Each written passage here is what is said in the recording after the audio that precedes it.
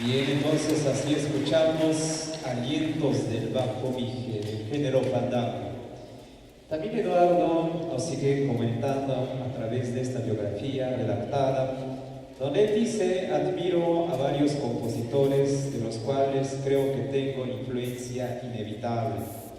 Entre ellos menciona a Chuy Rasgado, Tomás Vargas Gris, Rito Marcelino Rovirosa, Alfredo Reyes Juárez, Nico Carrillo y mi paisano Cirino Díaz Cortés. Son algunos compositores que he admirado y escuchado desde mi infancia.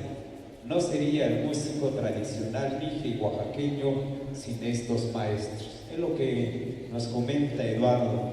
Efectivamente, el estado de Oaxaca tiene más de 2.500 bandas filarmónicas con este estilo. Muchas agrupaciones musicales lo existirán, pero el estilo de bandas filarmónicas alrededor de esta cantidad. La música tradicional oaxaqueña se reconoce a través precisamente de las bandas filarmónicas. Y así lo damos a conocer a través de estos medios porque nos están comunicando.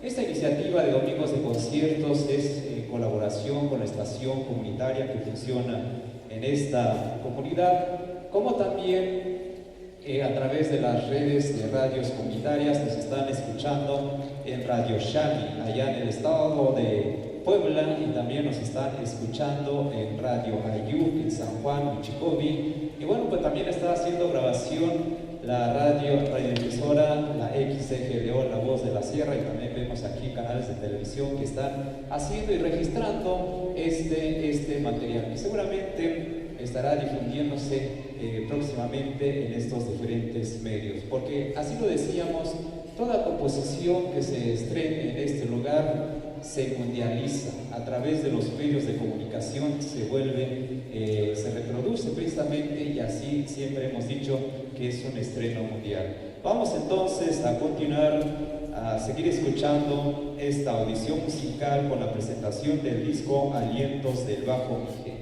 Escuchemos ahora Pequeña Primavera, del género preludio serrano y son. Y hoy, precisamente en este domingo de concierto, 7 de octubre del año 2018, está con nosotros la Banda Filarmónica del Centro de Capacitación y Educación Musical SECAM, y dirige el maestro Eduardo Díaz Méndez.